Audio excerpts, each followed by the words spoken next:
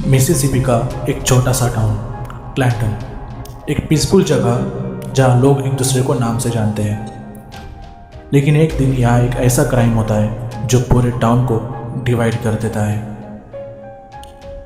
और फिर एक आदमी कानून को अपने हाथ में ले लेता है।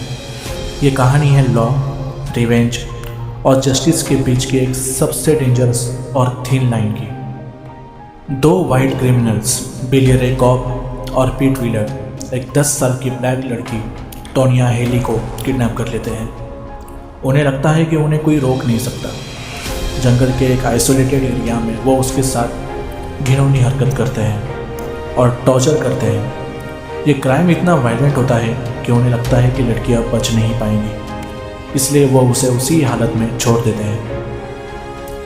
लेकिन पुलिस जब उसे ढूंढती है तो उन्हें टोनिया जिंदा मिलती है। उसकी बॉडी पूरी तरह से ब्रोकन होती है, लेकिन वो सरवाइव कर जाती है। पूरा टाउन शॉक में चला जाता है कि किस तरीके का घिनौना क्राइम अब उनके सिटी में हो चुका है। टोनिया के फादर का नाम है कार्ल ली हिल। वो एक हार्ड वर्किंग ब्लैक मैन होता है। हॉस्पिटल में जब वो अपनी बेटी को इस हालत में देखता है तो उसके अंदर कुछ टूट सा जाता है।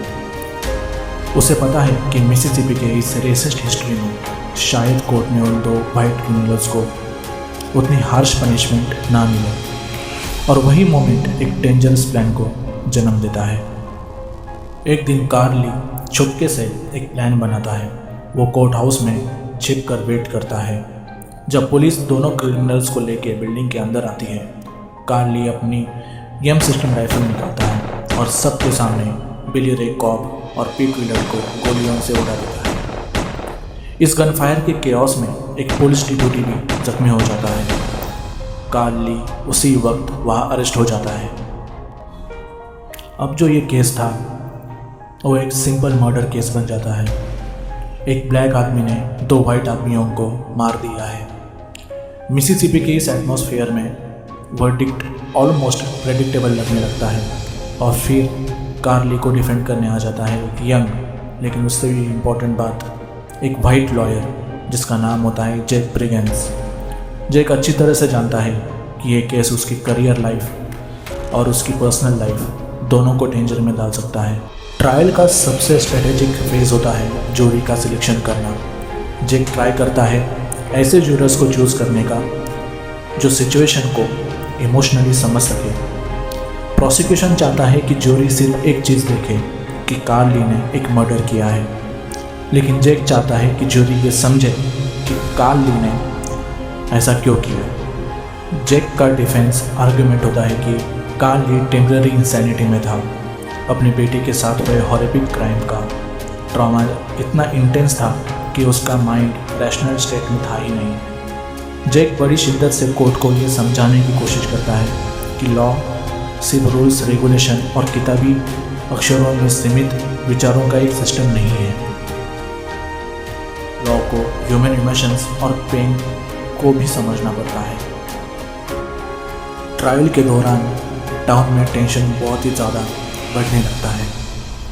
जो रेसिस्ट होते हैं उनका एक ग्रुप होता है क्यू क्लक्स क्लैन। ये ओपनली कार्ली के अगेंस्ट हो जाता है।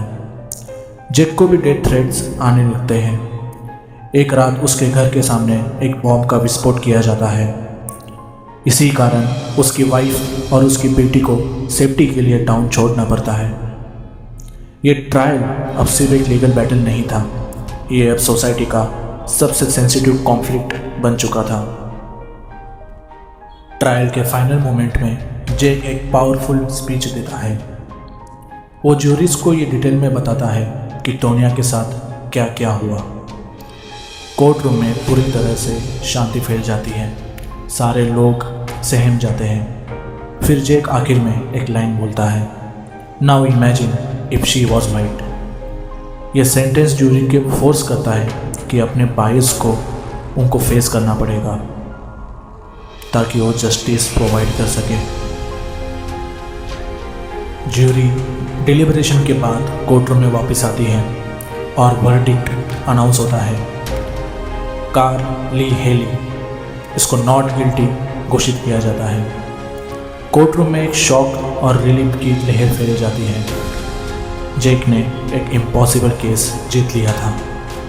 अ टाइम टू किल सिर्फ एक कोर्ट रूम थ्रिलर नहीं है, ये एक अनकंफर्टेबल क्वेश्चन पूछती है आपसे, क्या लॉ और जस्टिस हमेशा सेम होते हैं? और अगर सिस्टम फेल हो जाए तो एक इंसान का रिएक्शन अगर उसे क्रिमिनल बना देता है तो इसलिए जिम्मेदार कौन है?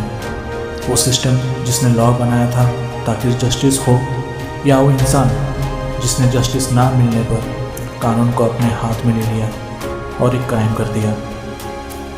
ज़रूर सोचना इसके बारे में और अपने आंसर्स को कमेंट में ज़रूर बताना। थैंक्स।